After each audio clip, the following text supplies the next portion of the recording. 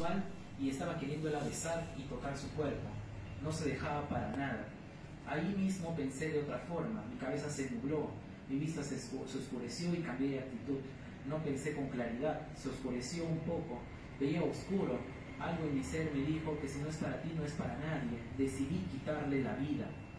Se muestra tranquilo, no se inmuta.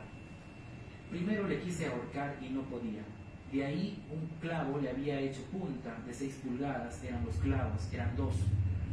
Esto estaba allacito nomás, en un rincón de mi cama, estaba al alcance. Le he amenazado con eso, si no te dejas te voy a matar. Ella me dijo, no, estaba asustada. Entonces he perdido el control y le lancé. Le había empujado a mi cama, le estaba agarrando con mi pierna, le agarré así su cabeza, realiza gestos de agarrar su cabeza, volteándola, y es ahí que le inserté los 2 clavos, le clavé con mi puño. El clavo le he metido hasta la mitad, será. Con mi mano nomás le he clavado, con el palo de un pico, con eso me ayudé. El palo estaba bajo mi cama. Cuando le había insertado, había perdido el conocimiento. Eso le hice con mi mano. No pensaba bien, estaba perdido en el conocimiento. Tenía miedo de que se levante y grite y escuchen mis vecinos. Y le chanqué con el mango 3 veces. Su ropa interior le había sacado y le había traído. Lo tenía en mi maleta. Cuando la policía me intervino, le boté en una bolsa al basurero de mi hospedaje, en mi cuarto. Eso fue antes de que vengan. Estaba diciendo para mi recuerdo. Su ropa era de color verde, blanco, con dibujos de una sirena y unos pescaditos. También le he besado su parte, sonríe. Además, miré por una rendija a mi tío Julio que estaba bajando y ahí al toque mi mochila, alisté mis cosas y me escapé. La besé su parte porque era la última vez que le estoy viendo, porque ya no le iba a ver. Le había puñeteado en su cuello también, con el pico. Con un mango le golpeó en su cabeza, más acá, donde le había insertado. Ya estaba con los clavos, estaba como perdiendo el conocimiento, estaba agonizando. Decía, no va a morir, por eso le golpeé con el mango del pico. Primero en mi cama le estaba forcejeando. Mi cama estaba con ropas confrazada y no estaba cómodo, y le pasé a una cama de mi papá y ahí la golpeé. Ese momento no sentía pena, nada, estaba con la mente, sentí cólera. Como 15 minutos fue todo eso. Espérate, sonríe, 12 minutos. No era mucho tiempo, me fui porque tenía miedo que mi tío me podría hacer algo, era su tío de mi prima también. Hace 2 años tenía afecto por ella, pero una vez le había dicho pero me había negado. Me dijo que no quería estar conmigo. La conozco desde que estaba en 3º de primaria. Mi tía siempre nos visitaba, venía a mi casa y ella estaba ahí. Es algo que no debí cometer. Fui demasiado lejos, me siento un poco de arrepentimiento, un poco de pena, un dolor para su familia va a ser. Se muestra tranquilo. Nunca jamás lo volvería a hacer. Ahora sé que está en Lima, que ha fallecido, dice. Es algo que no debía haber ocurrido, pero ha ocurrido. Yo estaba en mal, o sea, no estaba bien. Lo que estaba pensando era una forma de pensar equivocada. No había pensado en matarla.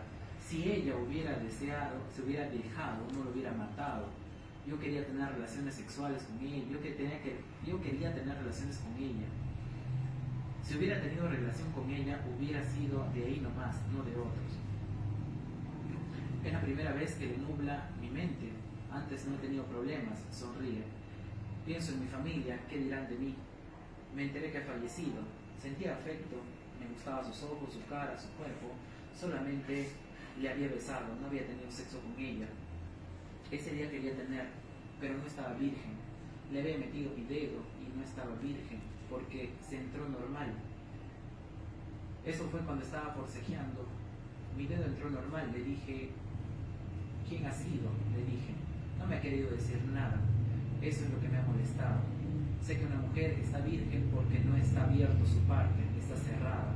Cuando estoy con las chicas, antes de tener sexo, les meto dedo para verificar si está virgen. Se dejan. A 3 chicas de 14 años he hecho esto. Verificado que no está virgen. Solo digo normal, tengo relación y ahí nomás me molesto. De Giovanna me molestó. Había dicho si es de mí, ¿por qué tiene que meterse con otros? Ya me habían dicho de ella y con esto más me molestó. Como es de verse, el imputado en cuestión ha narrado de forma detallada y de forma espontánea lo ocurrido el día de los hechos, culpándose de la agresión sufrida por la menor agraviada. Es más, relató otros detalles que seguro será materia de investigación y pronunciamiento del parte del Ministerio Público.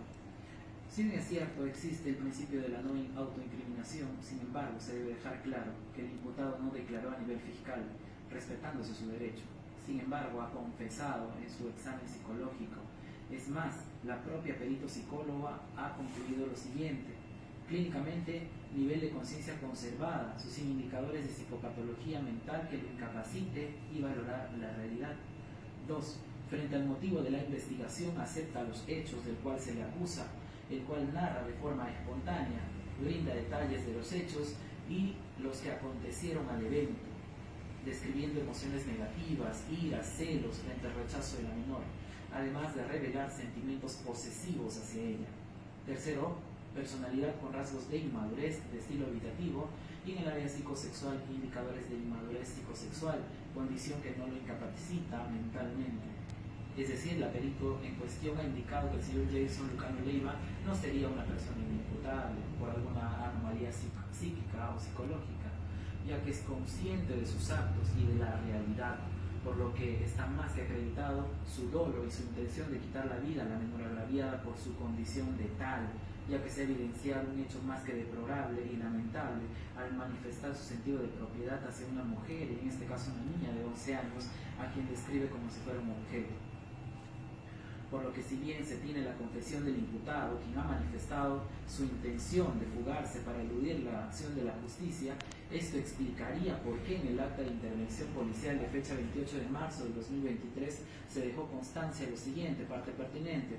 El suboficial PNP Jorge Luis Sototello a las 13:30 horas intervino en la intersección de Girón Irasola con Girón Los Icas Satipo a la persona de Jason Lucano Leiva. El detenido llevaba consigo una maleta color negro.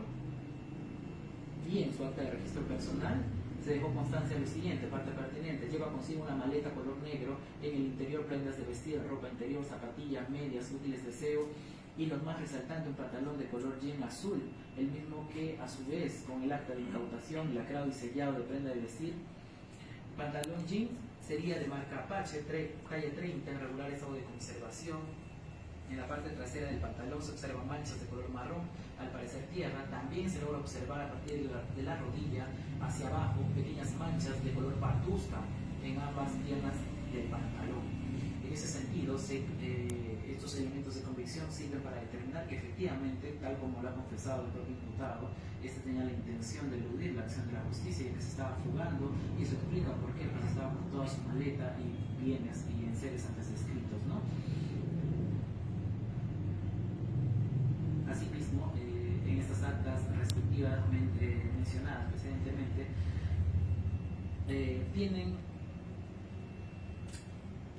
se tiene que efectivamente la confesión del imputado en cuestión cobra mayor consistencia, ya que efectivamente cuando fue intervenido fue encontrado con su maleta, artículos personales, así como una prenda en particular, el mismo que seguro será materia de esclarecimiento por parte del Ministerio Público a efectos de determinar si ese pantalón jean que llevaba puesto que llevaba el imputado y que tenía manchas parduzcas corresponde pues a la sangre de la menor agraviada y que lo vincularía aún más con el delito. Empero, si corroboramos ahora la versión del testigo Jesús Pacheco Vázquez, se tiene que éste encontró a la menor agraviada sin su ropa interior, recordemos, hecho que guarda relación con la versión atroz del imputado, quien dijo que se llevó dicha prenda de vestir de la menor agraviada para tenerlo como un recuerdo y que finalmente lo botó en el tacho de basura del hotel donde estuvo momentos antes de su intervención. En consecuencia, los elementos ya analizados se evidencian más que una sospecha fuerte conforme lo exige el Acuerdo Plenario 1/2019 sobre prisión preventiva, pues el análisis en su conjunto se tiene que todos son concatenantes y ubican al imputado como el presunto autor del delito de tentativa de feminicidio, más aún si la defensa técnica del imputado no ha formulado cuestionamiento alguno respecto a este primer presupuesto y por el contrario indicó que se llena al mismo. Por estas consideraciones podemos decir que sí se cumple el primer presupuesto de la prisión preventiva. Sobre el pronóstico de pena, segundo presupuesto. En cuanto al pronóstico, a la prognosis de pena, la evaluación de este presupuesto, el juez no solo debe revisar la pena combinada, sino además debe analizar una pena probable a imponerse al imputado. Siendo así, tenemos que el delito que se le atribuye al investigado Jason Lucano Leiva es el delito contra la vida, el cuerpo y la salud, feminicidio en grado de tentativa, previsto y sancionado en el artículo 108b, primer párrafo, numeral 1 y 3, con la agravante del segundo párrafo, numerales 1, 4 y 7, y tercer párrafo del Código Penal, concordante con el artículo 108, numeral 3 y artículo 16 del mismo cuerpo normativo, que sanciona con una pena privativa de libertad de cadena perpetua al autor del mismo. Sin embargo, estando ante un hecho de tentativa, artículo 16 del Código Penal, se tendría que reducir prudencialmente la pena. Y conforme a lo estipulado en el artículo 29 del Código Penal, al no advertirse márgenes mínimos en la agravante señalada, es de aplicación el artículo 29, el cual señala que la pena privativa de la libertad puede ser temporal o de cadena perpetua. En primer caso tendrá una duración de 2 días a máximo de 35 años, lo cual ocurriría en el presente caso. Y efectuando pues una prognosis de pena probable por el grado de tentativa, en caso de que se acoja a algún beneficio premial como una terminación anticipada que mencionó su abogado en esta audiencia, igual la pena que se merecería esta persona sería superior a los 4 años. Más aún si la defensa técnica no ha emitido cuestionamiento sobre este segundo presupuesto, por lo que partiendo de ello y aplicando lo establecido en el fundamento 31 de la Casación 626-2003 en Moquegua, sobre las circunstancias generales, atenuantes y agravantes, las cuales de disminución o agravación de la punición, así como la concerniente a los beneficios premiales del Código Procesal Penal, establece pues que la pena en el caso que nos ocupa, en caso de demostrarse finalmente la responsabilidad del imputado, siempre va a ser superior a los 4 años, razón por la cual este juzgador considera que se cumple el siguiente presupuesto de la prognosis de pena para el imputado. Respecto al tercer presupuesto, peligro de fuga. Respecto al arraigo domiciliario, familiar y laboral del imputado Jason Lucano Leiva, se tiene que la defensa técnica en el acto de la audiencia no ha presentado documentos con la finalidad de acreditar que cuenta con tales arraigos. Y aún así hubiera ocurrido, se debe tener presente que también el inciso 2 del artículo 269 del Código Procesal Penal establece que el juez, para calificar el peligro de fuga, debe tener en cuenta la gravedad de la pena que se espera como resultado del procedimiento, y en el presente caso pues el imputado le espera una pena grave. Esto es ampliamente superior a los 4 años de pena privativa de la libertad, siendo que la defensa sobre este punto tampoco ha cuestionado lo aseverado por el Ministerio Público. Sin embargo, no se debe dejar de lado el hecho de que el imputado fue intervenido en plena fuga, siendo intervenido en otra localidad, siendo que este hecho incluso lo ha confesado en su pericia psicológica. En relación al arraigo laboral, no existe ningún documento que acredite tal hecho. Asimismo, se debe tener en consideración el fundamento 39 de la Casación en comento, que señala: no existe ninguna razón jurídica para entender que la presencia de algún tipo de arraigo, criterio taxativo o no taxativo, descarta a priori la utilización de la prisión preventiva. Para complementar lo antes indicado, el 40º considerando de dicha casación expresa: tampoco la sola situación de inexistencia de arraigo genera que se deba imponerse necesariamente la prisión preventiva, sobre todo cuando existen otras que pueden cumplir estos fines, por lo que este requisito debe valorarse en conjunto con otros para poder establecer si en el caso concreto existe o no peligro de fuga, lo cual ha ocurrido en el presente caso. Es decir, no solamente se debe valorar el peligro procesal, sino otras circunstancias como es la gravedad de la pena, la magnitud del daño causado a esta menor agraviada, el comportamiento del imputado, que constituyen de vital importancia en el presente caso. Y conforme se ha indicado, la pena en el presente caso a imponerse es grave, es decir, superior ampliamente a los 4 años. En consecuencia, el peligro procesal se encuentra latente para dicho imputado. En cuanto a la magnitud del daño causado del delito, el delito cometido reviste un reproche absoluto en nuestra sociedad, ya que afecta directamente a la integridad física y psicológica de una niña de tan solo 11 años de edad, que fue cruelmente agredida por un miembro de su propia familia, quien, atribuyéndose calidades que no le correspondían, finalmente la atacó con tal alevosía y crueldad que hoy la tiene postrada en un hospital luchando por su vida, así como la puesta en peligro de la vida y la agraviada al haberse ocasionado lesiones tan graves en el cuerpo, por el cual se tiene incluso un pronóstico reservado. En cuanto al peligro de obstaculización, en el presente caso se encuentra latente, por cuanto el imputado no ha acreditado ninguno de los arraigos antes indicados.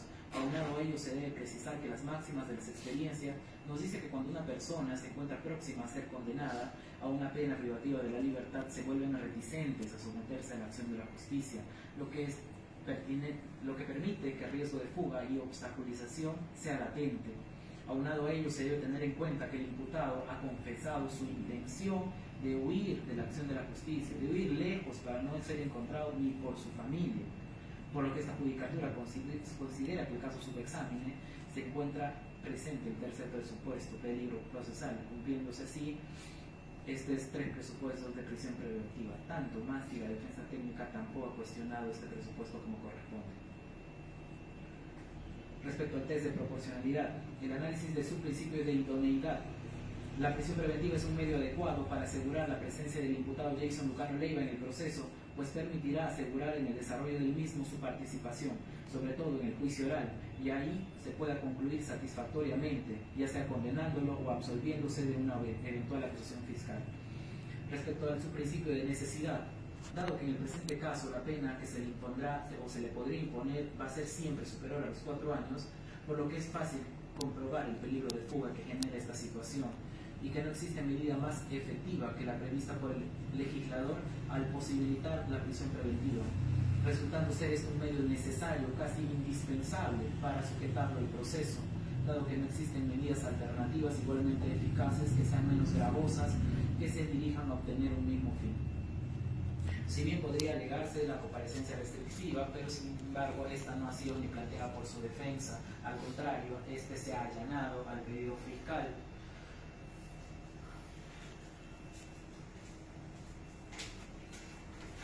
Respecto al análisis y ponderación de proporcionalidad en sentido estricto, para esta operación resulta relevante contrastar los grados o intensidades de afectación en el ámbito del derecho a la libertad del imputado, con los grados o niveles de satisfacción que se logra con los objetivos constitucionales que persigue el presente caso, y es el esclarecimiento del hecho delictivo y eventualmente castigar al responsable, y para ello se requiere asegurar la presencia del imputado durante todo el proceso, lo que solo se logrará con la prisión preventiva y manteniéndolo como preso preventivo. La postergación de su libertad puede ser catalogada aquí como una intervención de intensidad leve en la medida que es temporal, que no elimina ni desvanece ese derecho, sobre todo si se toma en cuenta que dicha suspensión se definirá luego del juicio. Por otra parte, tenemos que el grado de realización o satisfacción del objetivo del proceso antes indicado resulta ser elevado, en la mesura que sin aquella medida no será posible realizar el objeto constitucional antes mencionado. Esto muestra que con una leve intención del derecho a la libertad del imputado se logra, por otro lado, un grado de satisfacción elevado para los fines del Estado. Entonces, al determinarse que la restricción a la libertad es de baja o leve intensidad y se logran niveles de satisfacción altos o elevados para el cumplimiento de los objetivos del proceso, la conclusión que resulta es que la prisión preventiva en el presente caso es el medio empleado y que ha superado el test de proporcionalidad y debe considerarse que estamos ante una restricción legítima desde la perspectiva constitucional. Así las cosas, estamos en condiciones de decir que igualmente se cumple el cuarto presupuesto de la prisión preventiva.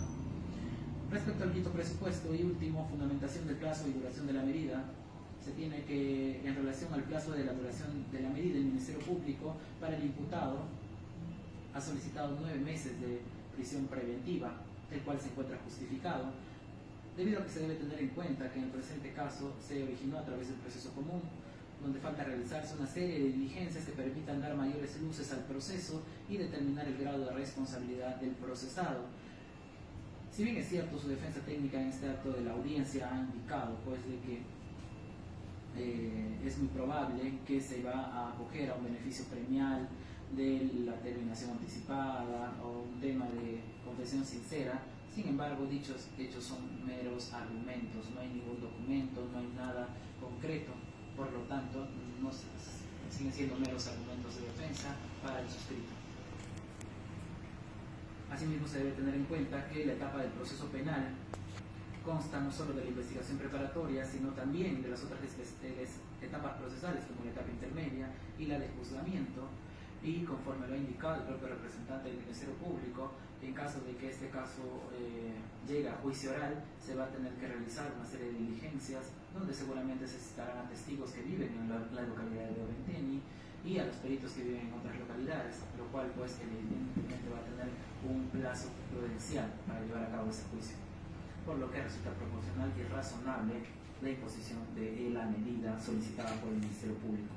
En conclusión, de lo desarrollado precedentemente, se tiene que concurren copulativamente los tres presupuestos materiales establecidos en el artículo 268 y 269 del Código Procesal Penal, más los otros dos establecidos por la Casación 626-2013 Moquegua para el imputado Jason Lucano Leiva, razón por la cual se resuelve lo siguiente: declarar fundado el requerimiento de prisión preventiva contra el imputado Jason Lucano Leiva por ser presunto autor del delito contra la vida, el cuerpo y la salud en la modalidad de feminicidio en grado de tentativa, previsto y sancionado en el artículo 108b, primer párrafo, numeral 1 y 3, con la agravante del segundo párrafo, numerales 1, 4 y 7, y tercer párrafo del Código Penal, concordante con el artículo 108, numeral 3, y artículo 16 del mismo texto normativo, esto en agravio de la menor de iniciales JMCL, representado por Lucy Gregoria Leiva Mesa. Dijo la medida de prisión preventiva por el término de 9 meses y se computará desde el día de su detención, ocurrido el 28 de marzo del 2023, y vencerá el 27 de diciembre del 2023, fecha en la que será puesto en libertad siempre y cuando no obre mandato de detención emanada por la autoridad competente en su contra o no exista un pedido de prolongación de prisión preventiva en su contra. Ordeno su ingreso al establecimiento penitenciario de Pucallpa, debiéndose oficiar al director de dicho establecimiento para dicho fin, notificándose en este acto a las partes. Ministerio Público. Estoy conforme, señor magistrado. Defensa técnica del imputado. Conforme, doctor. Defensa del imputado. Conforme, señor magistrado. Bien, señores, siendo las 2:13 de la tarde, se ha concluido la presente audiencia y se cierra la audiencia. Buenas tardes.